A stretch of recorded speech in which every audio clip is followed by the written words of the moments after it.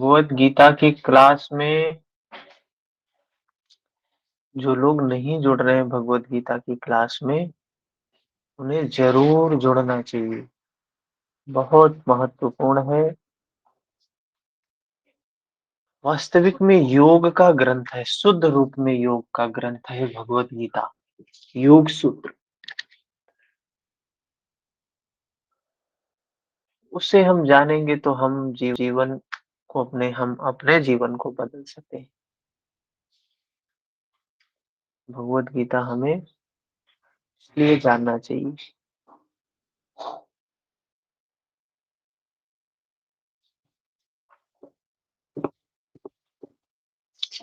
बहुत बार हम लोगों ने पढ़ा है, बहुत बार हम लोगों ने सुना है भगवत गीता। लेकिन ये परिपेक्ष जो जिस वे में हम डिस्कशन कर रहे हैं, वो बिल्कुल ही अलग है, बिल्कुल ही अलग है।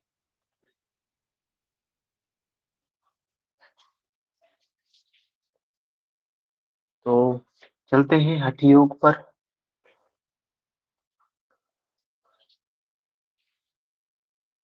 कौन-कौन से श्लोक याद करने हैं हठ योग में? प्रथम अध्याय में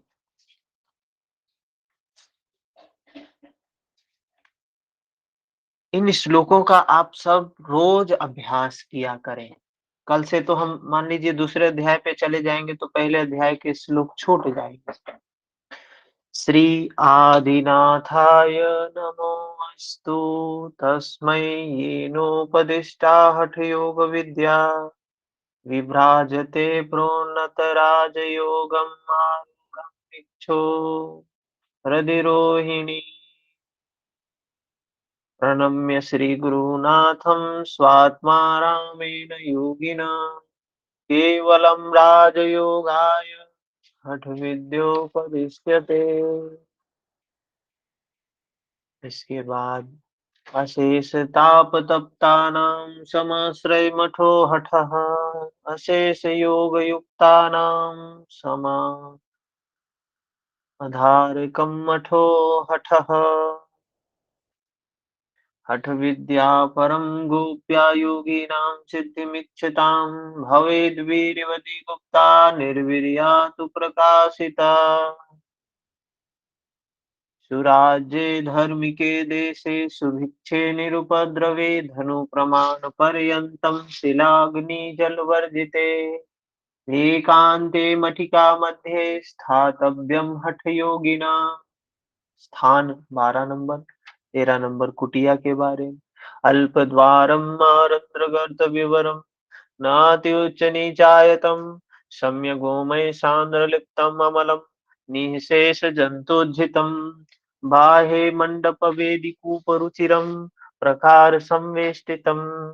प्रोक्तं योगमठस्य लक्षणमिदं सिद्धैर्हठाभ्यासभिः। एवं विधे मठे स्थित्वा सर्वचिन्ताविवर्जितः गुरुप्रतिष्ठमार्गेण योगमेव समभ्यसेत्। बाधक तत्व अत्याहारः प्रयासश्च प्रजल्पो नियमाग्रह जनसङ्गस्य लौल्यं च षड्भिर्योगो विनश्यति। उत्साहात् साहसात् धैर्यात् तत्त्वज्ञानात् निश्चयात् जनसङ्घपरित्यागात् षड्भिर्योगः प्रसिद्ध्यति।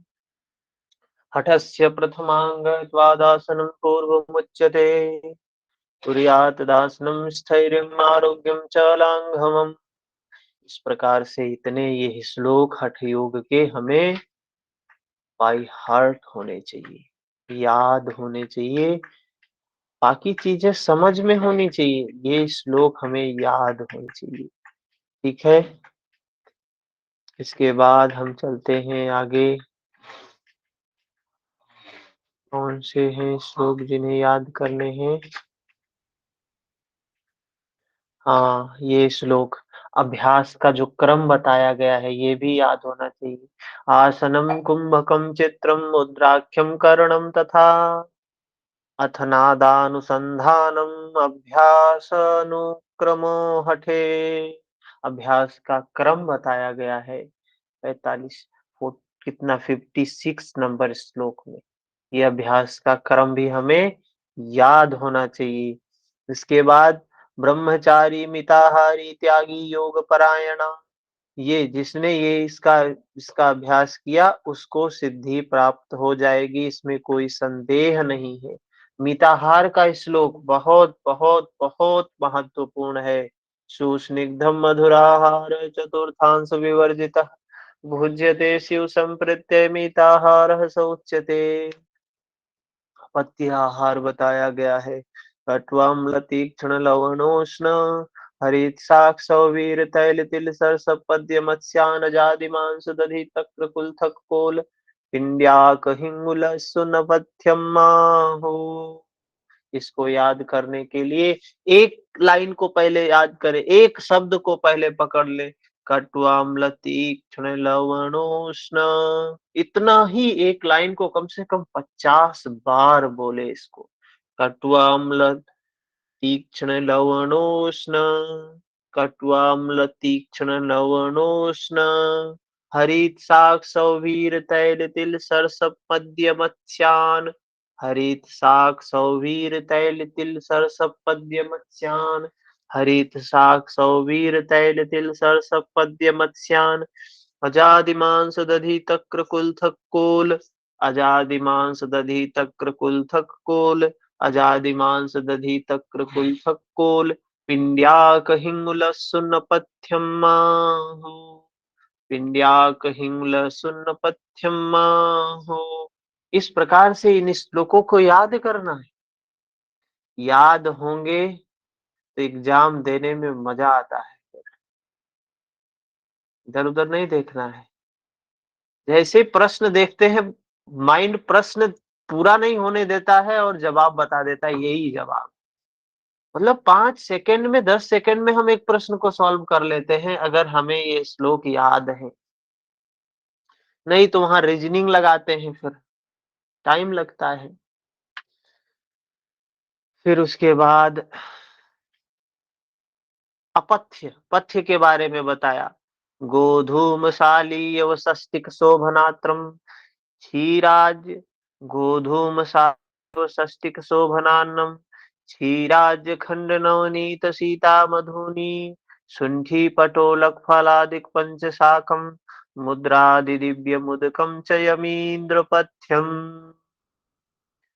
गोधूमशालीयव षष्टिक शोभनान्नम, गोधूमशालीयव षष्टिक शोभनान्नम, गोधूमशालीयव षष्टिक शोभनान्नम क्षीराज्य खंड नवनीत सीता मधुनी, क्षीराज्य खंड नवनीत सीता मधुनी, क्षीराज्य खंड नवनीत सीता मधुनी शुंठी पटोलक फलादिक पंचशाकम मुद्रादि दिव्य मुदकम च यमीन्द्र पथ्यम। जब मैं याद करता था तो घर पे ही रहता था और एक श्लोक हमने टारगेट कर लिया कि आज का ये हमारा श्लोक है। और फिर उस श्लोक को 10 मिनट तो पहले बैठ के उसका प्रैक्टिस किया, बोला, उसका उच्चारण किया, उच्चारण करता था और उच्चारण खुद में खुद की ही रिकॉर्डिंग कर लेता था और उसको भी रिकॉर्डिंग करके रख लिया। आप मोबाइल तो हमेशा आपके साथ रहती है, आज मोबाइल क्या हो गया, हृदय हो गया है। हार्ट जैसे साथ में रहता है ना, वैसे मोबाइल भी साथ में ही रहता है, कहीं भी जाए मोबाइल तो साथ में ही है। तो किताब के लेके बैठे हुए हैं, उच्चारण कर रहे हैं, करते करते 2-4 मिनट का ऑडियो भी बना लिए। उसके बाद 10 मिनट तक प्रैक्टिस कर लिए। फिर क्या करते थे, प्रैक्टिस हो गई, अब जब इतना प्रैक्टिस हो गया कि अब बिना देखे बोल सकते हैं, तो फिर किताब बंद। अब वैसे ही बोलने लगते थे, थोड़ा देर तक वैसे बोलते थे, फिर अब दिमाग में बैठ गया। अब करना क्या है, दिन भर उसको थोड़ी-थोड़ी देर पे रिवाइज करते।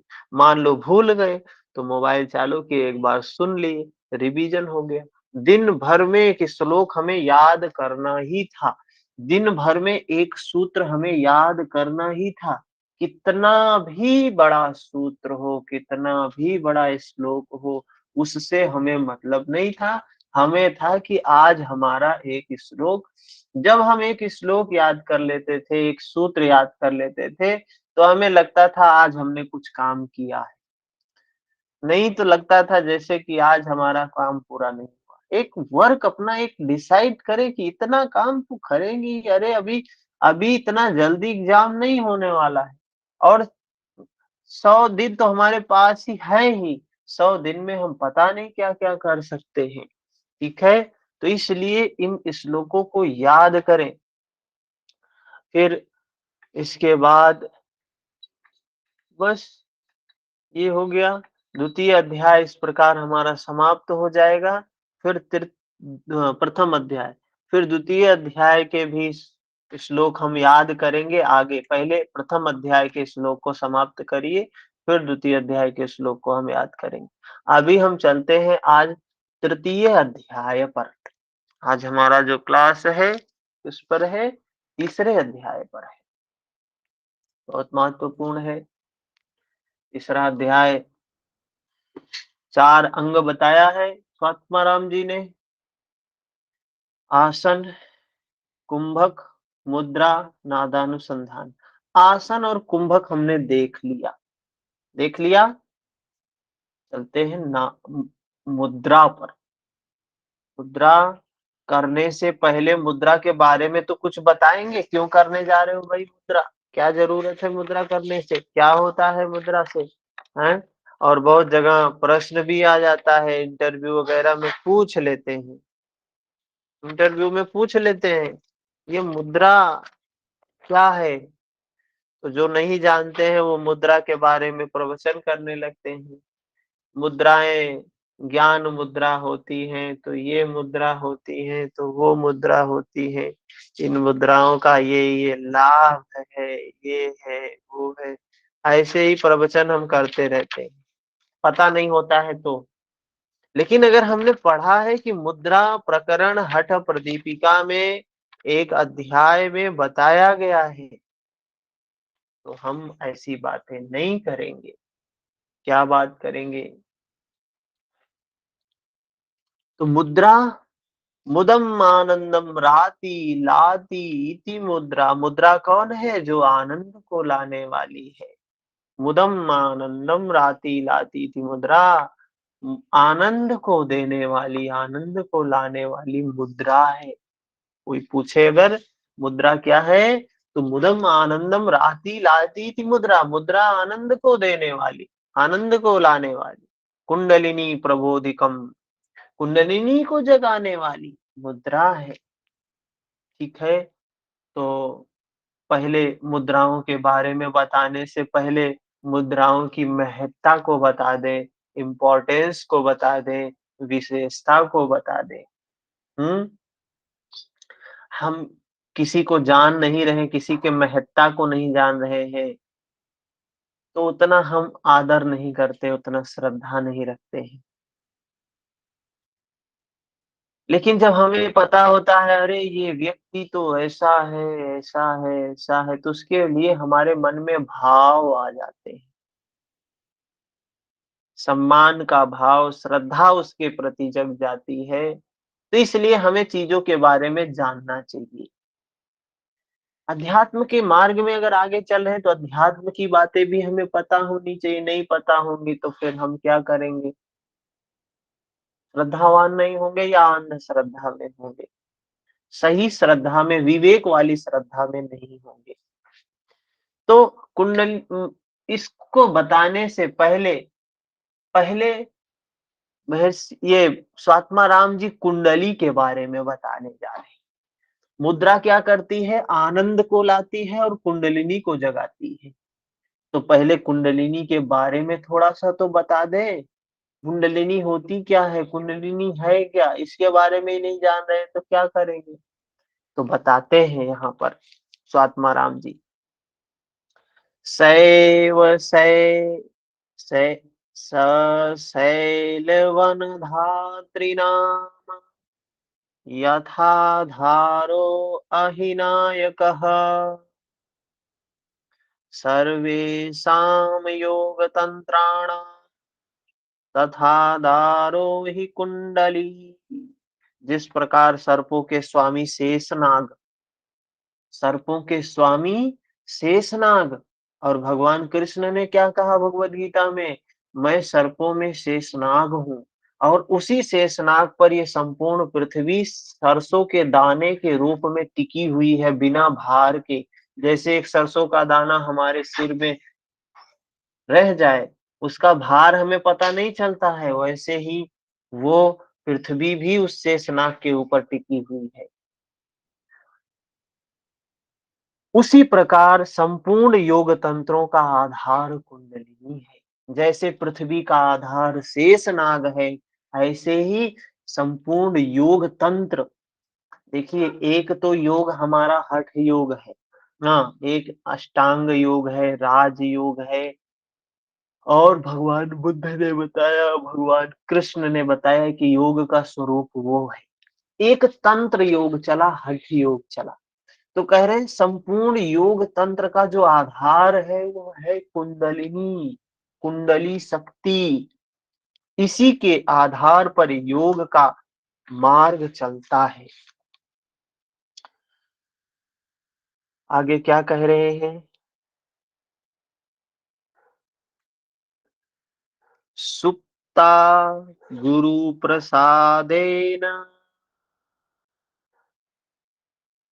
हाँ, शेष नाग पर ऐसा कहा गया है, श्रीमद् भगवत उसमें भी कहा गया है। रूह है या नहीं है, उस पे हम नहीं कुछ कह सकते हैं, उस स्तर के हम नहीं है कि उसको हम ये कह सके कि सही है या गलत, लेकिन है तो है, ग्रंथों में मिला है तो मिला है, वही हमको मानना है कि ग्रंथों में ऐसी बातें बताई गई है। सुप्ता गुरु प्रसादेना यदा जागर्ति कुंडली तदा सर्वाणि पद्मानि भिद्यन्ते ग्रंथयो अपि च। गुरु के अनुग्रह से जब प्रसुप्त कुंडली जग जाती है, कहा है गुरु के अनुग्रह से जब यह प्रसुप्त कुंडली जग जाती है, तब सभी पद्य, षट चक्रों और सभी ग्रंथियों का भेदन हो जाता है। जब यह कुंडलिनी जगती है तो क्या होता है, चक्रों का भेदन होता है, ग्रंथि का भेदन होता है। और चक्रों का भेदन, कुंडलिनी जागरण कहाँ से बताया, प्राणायाम में बताया है किसी से,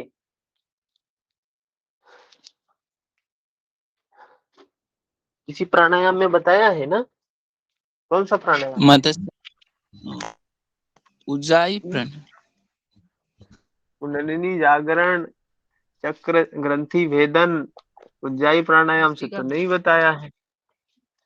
प्राणायाम भस्त्रिका भस्त्रिका प्राणायाम, हाँ, भस्त्रिका में बताया है कि इससे क्या होता है, ग्रंथि भेदन होता है, कुंडलिनी जागरण होता है। एक मिनट, पुस्तक खोज रहे हैं, मिल जाती होती। एक हमारे यहाँ कैवल्य धाम में बड़ा अच्छा वो गीत चलता है, कोई बात नहीं। तो ये गुरु के अनुग्रह से, मतलब गुरु की कृपा से।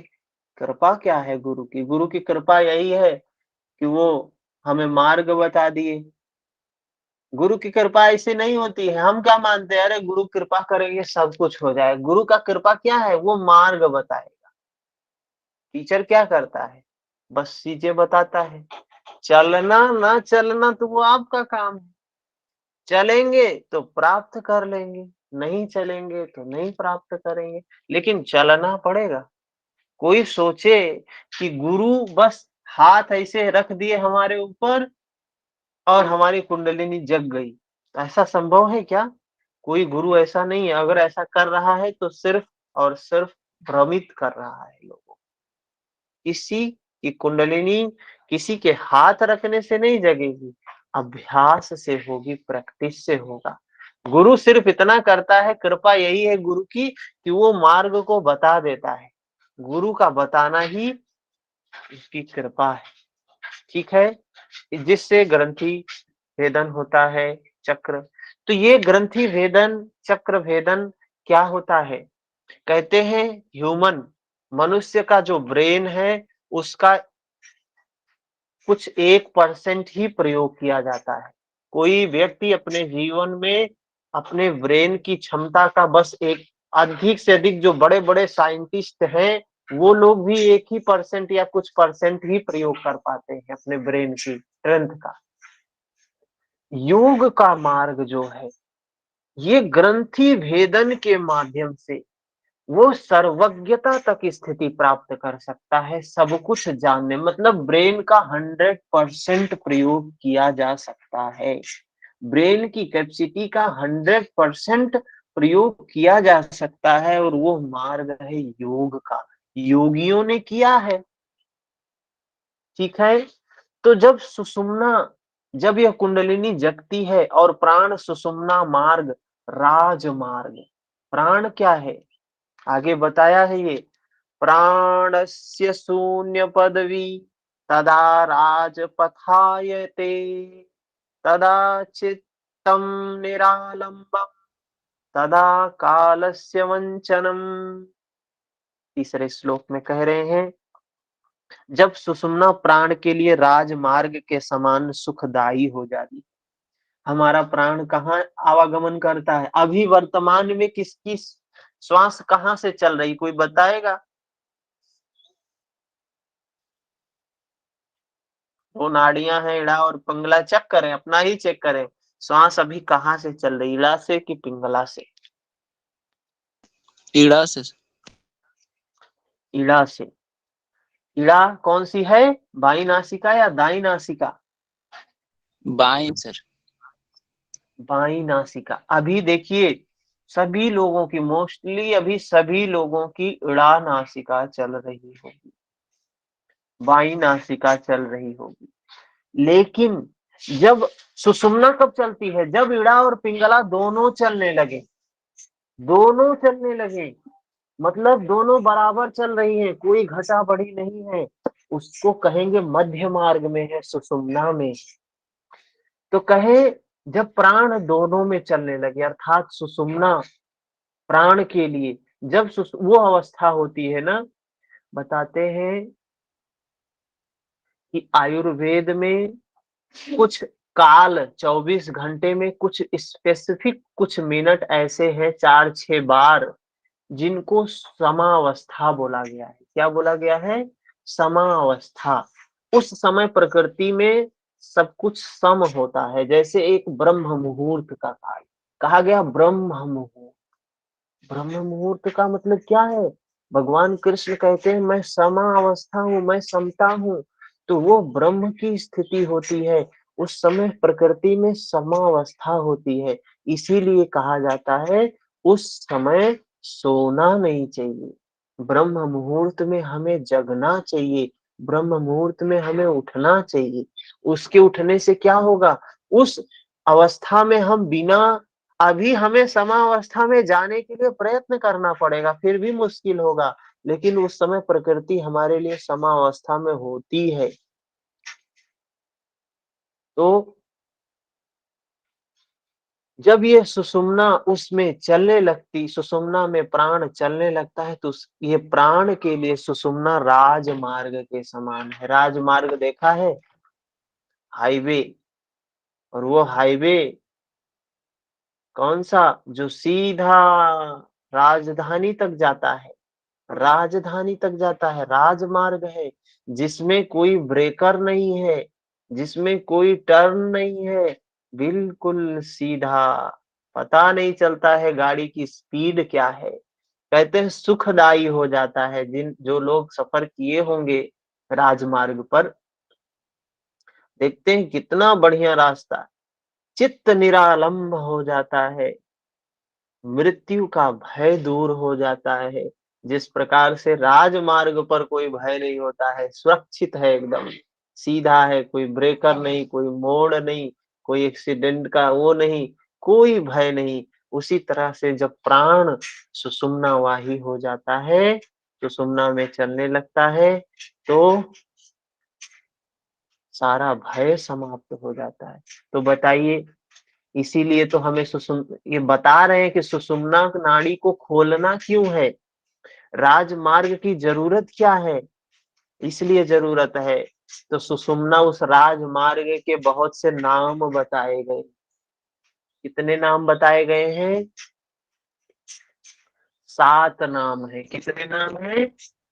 सुषुम्ना के 7 नाम। 7। हाँ, हाँ, सुषुम्ना के 7 नाम बताए गए हैं। पहला है सुषुम्ना, दूसरा है शून्य पद्मी, तीसरा है ब्रह्मरंध्र, चौथा है महापथ, पांचवा है शमशान, छठा है सांभवी, सातवां है मध्य मार्ग। तो ये 7 नाम है उस सुषुम्ना के, उस राजमार्ग के, मध्य मार्ग के।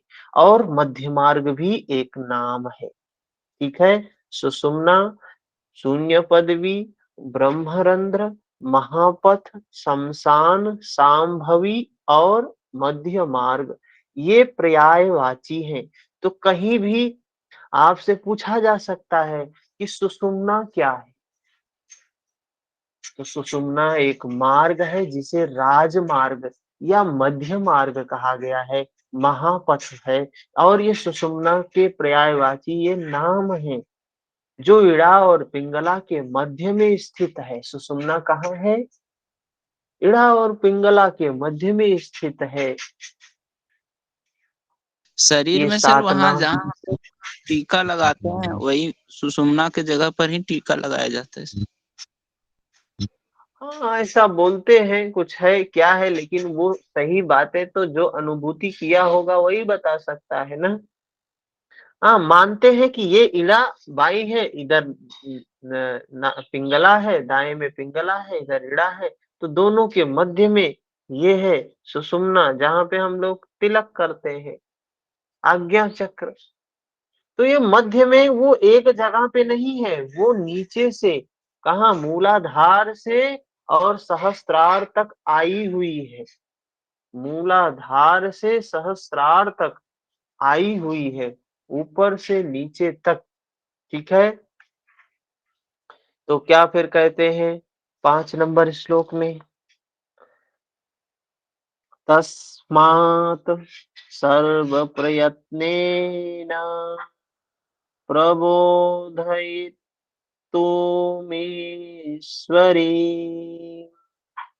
ब्रह्मद्वारमुखे सुप्ताम् मुद्राभ्यासं समाचरेत्। अतयो सुषुम्ना के मूल स्थान में सोती हुई कुंडलिनी को जगाने के लिए पूर्ण प्रयास के साथ मुद्रा मुद्रा का अभ्यास करना चाहिए। यहाँ need of the practice of मुद्रा बता रहे हैं, objective of the practice of मुद्रा बता रहे हैं, aim of the practice of मुद्रा बता रहे हैं, क्यों करना है। फिर हम मुद्रा की प्रैक्टिस, मुद्रा के बारे में बताने जा रहे हैं, तो मुद्रा का अभ्यास करना क्यों है? तो कह रहे हैं वो शक्ति, वो एनर्जी जो सुप्तावस्था में है, उसको जगाना है, उसको जगाना है। भगवान बुद्ध ने क्या कहा प्राप्ति के बाद? बोला मैं जाग गया। मैं जाग गया मतलब क्या? वो ब्रेन का 100% उनका अवेयर हो गया था, सजग हो गया था। भगवान बुद्ध का ब्रेन उस समय टेस्ट जैसे नहीं रहे होंगे, टेस्ट करने वाले ऐसे मशीन नहीं रहे होंगे, लेकिन वो हर चीज उनके दायरे में थी। वो सर्वज्ञ थे, वो सब जान रहे थे। भगवान कृष्ण सर्वज्ञ थे, सब जान रहे। तो महर्षि पतंजलि ने भी बताया है कि ये अवस्था आती है, भगवान बुद्ध, भगवान कृष्ण ने भी ये बताया ये अवस्था आती है, हम सर्वज्ञता को प्राप्त करते हैं, हम सब कुछ जानते हैं। तो उसको जानने के लिए एक शक्ति है, उसको जगाना पड़ता है, जिसको महर्षि पतंजलि ने क्या कहा है, जिसको महर्षि पतंजलि ने एक शब्द दिया है, क्या बोला है, प्रज्ञा बोला है। भगवान कृष्ण ने भी प्रज्ञा बोला है। और हमने योग वशिष्ठ में गुरु वशिष्ठ के द्वारा हमने देखा है, उन्होंने भी बताया है क्या, उन्होंने भी बोला है, वो शक्ति कौन सी है, वो शक्ति है ज्ञान की सप्त भूमिका जो बताई गई है, शुभेच्छा विचारणा तनुमनसा, सत्योत्पत्ति, आसंशक्ति, पदार्थ भावना, तुर्यगा, जिसको क्या कहा, सप्तधा प्रांत भूमि प्रज्ञा। ये प्रज्ञा क्या है, सप्तधा है, सात प्रकार, सात अवस्थाओं को धारण करने वाली प्रज्ञा है, सप्तधा प्रज्ञा है। तो उसी शक्ति को जगाना है हमें, उसकी अवस्थाएं बताई, शुभेच्छा है, विचारणा है, तनुमनसा है, सत्योत्पत्ति है, आसन शक्ति है। उसको जगाना, यहाँ कुंडलिनी को जगाना बोल दिया है। ठीक है, आगे चलते हैं। तो कुंडलिनी को जगाने के लिए क्या करना होगा, मुद्रा करना होगा, मुद्रा का अभ्यास करना होगा। अच्छा, वो गीत जो मैं बता रहा था, वो शायद ये बिहार स्कूल ऑफ योग का लिखा हुआ गीत है, हमारे यहाँ कैवल्य धाम में भी करवाते थे इसको। बड़ा सुंदर है, इसमें उस शक्ति के जागने की स्थिति का वर्णन किया गया है, उसके बारे में लिखा गया है। आप लोगों ने सुना होगा, ओम स्तवन करके है ये गीत। सोहम सोहम जपते जपते पहुंचे, पहुंचो 10वें द्वारा, भृकुटी महल चढ़ देख पियारे, जागे ज्योति अपारा,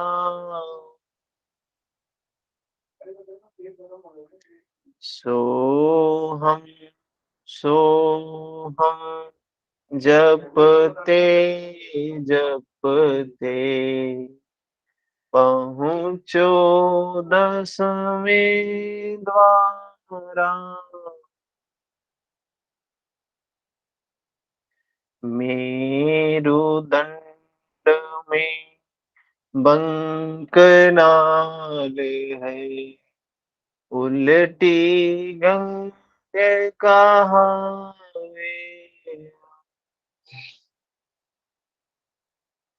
उसी गंगा में सुन लो प्यारे, जो कोई घुस कर नावे, प्रणव यान से ऊंचा चढ़ कर सुखमणि गढ़ में जावे, तन का भान भुला के वहां से सोहम सोहम गावे, वहां से ऊंचा बेहद ऊंचा ब्रह्म शिखर पे जावे, ओम ध्वनि से चढ़ते चढ़ते निश्चल घुमती आवे,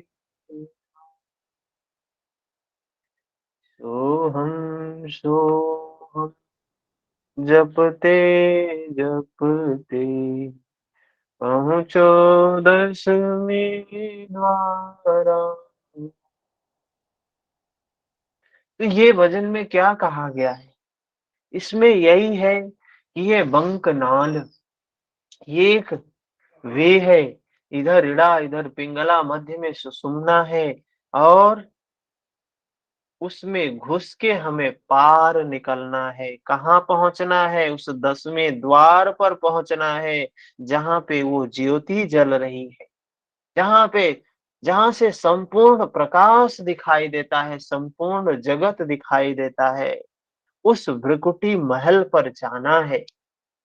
भ्रिकुटी महल चढ़ देख पियारे, उस महल पे चढ़ के देख, सर्वज्ञ हो जाएगा, तो सब कुछ जान जाएगा। ये ब्रेन की जो आज कुछ परसेंट हम इसकी क्षमताओं को, आज हमारी जितनी बुद्धि है, उसकी कैपेसिटी का हम मात्र कुछ पॉइंट्स में ही उपयोग कर पा रहे हैं।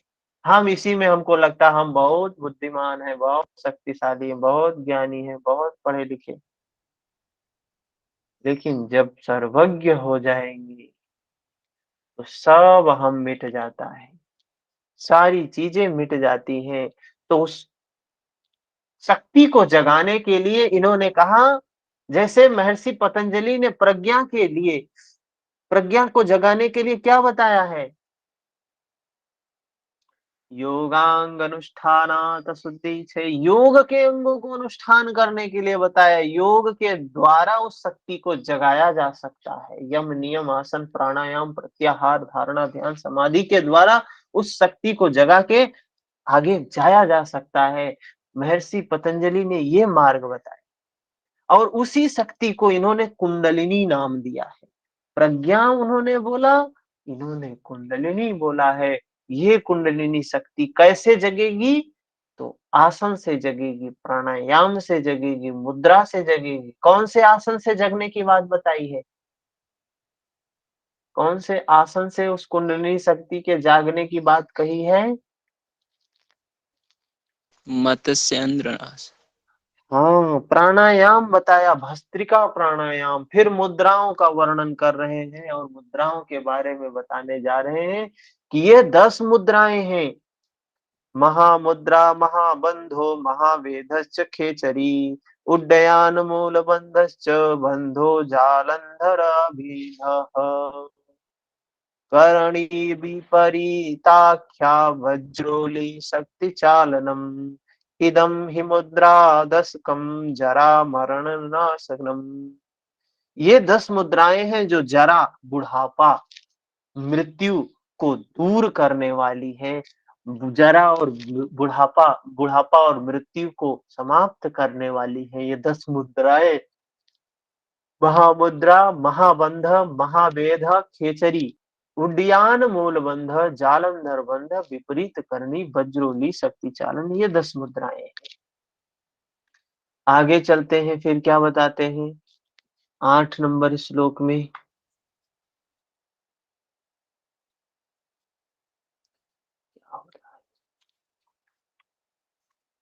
8 नंबर श्लोक। आदिनाथोदितं दिव्यम् अष्टैश्वर्यप्रदायकम् वल्लभं सर्वसिद्धानां दुर्लभम तामपि। मुद्राओं के अभ्यास को कहा रत्न की पेटी के समान। मुद्राओं के अभ्यास को क्या कहा? रत्न की पेटी के समान सुरक्षित रखना है, गोपनीय रखना है। अच्छा देखिए, आसन योग के आरंभ में भी बताया गोपनीय रखना है, प्राणायाम में भी बताया गोपनीय रखना है, शुद्धि क्रिया में भी बताया गोपनीय रखना है। फिर इसके बाद मुद्राओं में भी बता रहे हैं कि मुद्राओं को रत्न की पेटी के समान, क्या है ये? गोपनीय है। ये जो मुद्राएं बताई गई हैं, ये दिव्य ऐश्वर्य को प्रदान करवाने वाली है, दिव्य शक्तियां प्रदान करवाने वाली है। सभी सिद्धों के लिए अष्टैश्वर्य, देवताओं के लिए भी दुर्लभ है, दुष्प्राय है। ये दुष्प्राय है, इसलिए गोपनीयं प्रयत्नेन यथा रत्नकरण्डकम् कस्यचित्रैव वक्तव्यं कुलस्त्री सुरतं यथा। क्या कह रहे हैं? उदाहरण देखिए, यहाँ पे जो बातें बताई गई हैं हठ योग में, ये तुलना करके बताई गई है। समाज में होने वाली घटनाओं से तुलना करके बताई गई है। तो बताइए ये गोपनीय है, बहुत कितनी गोपनीय है? बहुत गोपनीय है। कैसी? जैसे गोपनीयम प्रयत्नेन, प्रयत्न पूर्वक इनको गोपनीय रखना चाहिए। जैसे हम अपने घरों में हीरे जवाहरात कीमती सामानों को गोपनीय रखते हैं ना, कहाँ पे रखते हैं? लॉकर में रखते हैं, छुपा के रखते हैं, किसी को बताते नहीं है कहाँ रखे हैं। हाँ, बता रहे हैं अशोक जी, क्यों गोपनीय रखना है? किसी को घर में भी नहीं बताते हैं कहाँ रखे हैं। और खास करके महिलाएं, जेवर पुरुषों के लिए तो बहुत ज्यादा वो नहीं होता है, कुछ लोगों का होता है, लेकिन महिलाओं के लिए ये रत्न, जेवर, ये सब क्या है? कितने वो होते हैं, और उसको छिपा के रखना, किसी को घर में भी बहुत से कम ही लोगों को पता होता है कि कहाँ पे रखा है, क्या रखा है, कितना रखा है। तो कहते हैं ये मुद्राओं का अभ्यास ऐसे ही गोपनीय रखना चाहिए। जिस प्रकार कुल स्त्रियां संभोग की चर्चा नहीं करती हैं, उसी प्रकार किसी से नहीं कहना चाहिए इसके बारे में, चर्चा का विषय नहीं बनाना चाहिए। मतलब ये है कि हमको ये इस तरीके से इस पे डिस्कशन मुद्राओं के ऊपर क्लास में नहीं करना चाहिए। लेकिन इसीलिए कहा गया ना कि योग प्रैक्टिस का विषय है, योग एग्जाम का विषय नहीं है। योग आज हम एग्जाम बना लिए हैं, और एग्जाम होता है, लोग नेट जेआरएफ निकालते हैं, पीएचडी कर लेते हैं, लेकिन योग जीवन में तो है ही नहीं। जीवन में तो दुख है, व्याकुलता है, कामनाएं हैं, आसक्ति है, तृष्णा है, जीवन में ये भरा पड़ा है। योग नाम का कुछ नहीं है। योग में पीएचडी हो गई, योग के प्रोफेसर हैं, अरे योग के एचओडी, डिपार्टमेंट के हेड, ऐसे ऐसे लोगों को हमने देखा है। कितनी कामनाएं मन में, कितना दुर्भावना मन में, कितनी आसक्ति मन में, और योग डिपार्टमेंट के एचओडी हैं। क्या हो गया उससे? बातें तो खूब ऊंची ऊंची, लेकिन जीवन में तो है ही नहीं। तो कह रहे हैं इसी बातें नहीं करना चाहिए, इसकी ऐसे चर्चा पर चर्चा नहीं करना चाहिए, उसको ऐसे विषय नहीं बनाना चाहिए। तो क्यों नहीं करना चाहिए? एक प्रश्न उठता है, क्यों नहीं करना चाहिए? हम्म। सर, जब हम कुछ जानते हैं या सीखते हैं तो एक अंदर इच्छा रहती है कि इसको बांटा जाए या दिया जाए, दूसरों तक पहुंचाया जाए। ये अनुभव में भी थोड़ा बहुत अनुभव भी किए हैं हम। तो ये चीज हम्म। फिर गोपनीय क्यों रखने की बात कर रहे हैं सर? हो, जब बताया है उन्होंने जब इसीलिए जाना गोपन, ही है लोग, तो इसको फिर आगे बताया पीढ़ी इसलिए है ना। बिल्कुल। आज जो योग का स्वरूप है, समाज में जो योग का स्वरूप चल रहा है, क्या उद्देश्य है? किसी का उद्देश्य है मुक्ति मिल जाए हमें? कोई मुक्ति के लिए काम कर रहा है? अपने विकारों को खत्म, को क्रोध को, ईर्ष्या को, द्वेष को, दुर्भावना को समाप्त करने के लिए कोई काम कर रहा है? नहीं, कोई नहीं कर रहा है। हर व्यक्ति जो काम कर रहा है, किसके लिए काम कर रहा है? इस शरीर के लिए काम कर रहा है। ये शरीर मजबूत हो जाए, ये शरीर सुंदर हो जाए। कितना आज करोड़ों अरबों का व्यापार इस योग के नाम पे चल रहा है, जो इस शरीर के लिए, कि ये शरीर, ये शरीर, ये शरीर ठीक है, बुरी बात नहीं है, लेकिन सिर्फ यही शरीर, शरीर तो साधन है, इस शरीर को साध्य बना लिए। और फिर क्या होता है? योग शरीर को सही करके क्या करना है? भोग को भोगना है, भोगना है। तो भोग कभी समाप्त हुए हैं क्या? इंद्रियां समाप्त हो जाती हैं, आसक्ति समाप्त नहीं होती है। शरीर समाप्त होगा ये तो निश्चित है, भोग भी ऐसे ही बने रहेंगे। तो ये शरीर समाप्त होगा। आज हमारे योग का उद्देश्य क्या है कि इस शरीर को स्ट्रांग किया जाए ताकि हम विषयों का भोग अधिक से अच्छे से कर सके। लेकिन कौन किया है इसका भोग? कौन कर पाया है? कोई नहीं कर पाता है, कोई नहीं कर पाता है। ये विषय हमेशा रहते हैं, ये शरीर साधन है, मिला है और चला जाता है। इसका ज्ञान हमें नहीं हो पाता है। तो आज योग का उद्देश्य योग के उद्देश्य से हम भटक चुके हैं और सही वे में कर भी नहीं रहे। तो यहाँ उनके कहने का मतलब ये था कि ये देव दुर्लभ चीजें किसी आसुरी व्यक्ति के हाथ में आ जाए। जैसे तमाम देखते होंगे आईटी सेक्टर के इंजीनियर हैं, साइंटिस्ट हैं, ये सब। अब जैसे कलाम जैसे लोग होते हैं, डॉक्टर एपीजे अब्दुल कलाम, तो एक अलग भाव होता है। साइंटिस्ट थे, उन्होंने देश के लिए अच्छा काम किया। हाँ, लेकिन ऐसे ऐसे भी साइंटिस्ट हुए हैं देश और दुनिया में जिन्होंने मानवता के विनाश के लिए काम किया। देश की किसी किसी विशेष समुदाय के, किसी विशेष जाति के, देश के लोगों के, मानवता के, संपूर्ण मानवता के नुकसान के लिए काम किया। तो ऐसे में उनके पास भी ज्ञान था, इनके पास भी ज्ञान था। इनका इनका ज्ञान सद्मार्ग के लिए था, उनका ज्ञान विनाश के लिए था। तो क्या है हमारे पास? तो वो ज्ञान किसी बुरे लोगों के हाथ में ना चला जाए, हैं? कोई भोगी हो उसके हाथ में ना चला जाए। योग की बात योग के हाथ में जाना चाहिए, योगी के हाथ में जाना चाहिए। पात्र कहा गया है हमारे ग्रंथों में, पात्र बहुत महत्वपूर्ण है, पात्रता बहुत महत्वपूर्ण है। अगर व्यक्ति में पात्रता नहीं है तो दान नहीं देना चाहिए। पात्र सही नहीं है तो दान नहीं देना चाहिए।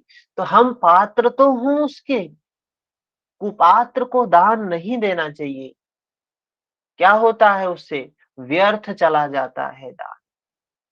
और उस दान से आपने तो दान दिया, चलो भाई हमने तो अच्छा समझ के दान दिया।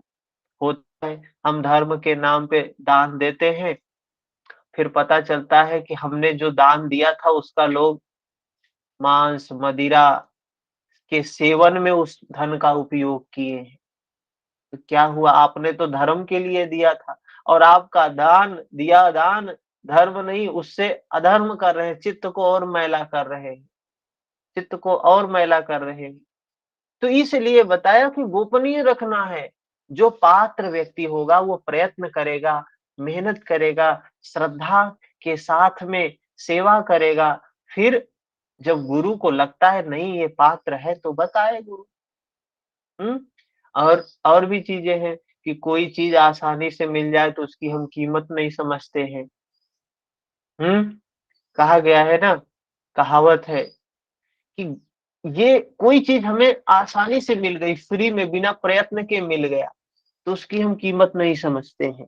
लेकिन वही चीज़ हमें बड़ा मेहनत करने के बाद, पुरुषार्थ करने के बाद, तपस्या करने के बाद मिले, तो उसकी कीमत होती है। इसलिए कहा गया कि गोपनीय रखना। फिर विधि बताए, क्या बताया? पादमूलेन वामेन योनिं सम्पीड्य दक्षिणम् प्रसारितं पदं कृत्वा कराभ्यां धारयेत् दृढम्। बाएं पांव की एड़ी को सीवनी को दबाएं तथा दाहिने पांव को फैलाकर उसे दृढ़ता पूर्वक पकड़ें। ये स्थिति बता रहे हैं। सीवनी अर्थात जनन अंग और मल द्वार के मध्य का भाग, वहां पर बाएं पांव की एड़ी को लगाने के लिए कह रहे हैं। कल इसमें हम फोटो भी ऐड कर लेंगे, ठीक है। फिर जालंधर बंध लगाए, वायु को ऊपर की ओर ले जाकर मूल बंध लगाकर कुंभक करें। दंड से ताड़ित सर्प कुंडलिनी दंडाकार अर्थात सीधी हो जाती है। तो ये कौन सी मुद्रा बताया है? ये कुंडलिनी शक्ति शीघ्र ही सीधी हो जाती है, जागृत हो जाती है। उसी तब उसी को दोनों नासापुटों अर्थात इड़ा पिंगला की मरणावस्था कही। जब कुंडलिनी जगती है तो इड़ा पिंगला की मरणावस्था होती है, उनका कार्य व्यापार समाप्त हो जाता है, ठीक है। उसके बाद साधक को धीरे धीरे श्वास छोड़ना चाहिए, कभी भी वेग से नहीं छोड़ना चाहिए। सिद्धों के द्वारा महान मुद्रा लेना चाहिए, ठीक है। तो ये मुद्राओं के इसको हम फोटो भी ऐड कर लेंगे। इसमें अभी फोटो नहीं लगाया है, वैसे स्क्रीन भी बंद हो चुका है नेटवर्क इशू के कारण। तो हम कल इसमें फोटो भी ऐड कर लेंगे मुद्राओं की, कैसे स्थिति में किया गया है, कैसे में कहा गया है करने के लिए। इसके बाद आगे बढ़ेंगे। किसी का कोई प्रश्न हो तो बताएं।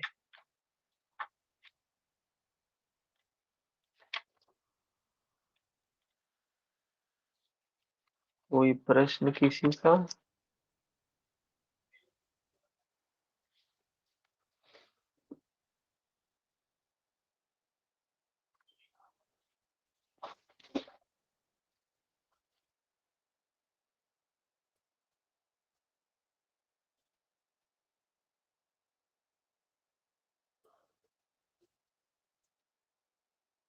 कोई प्रश्न?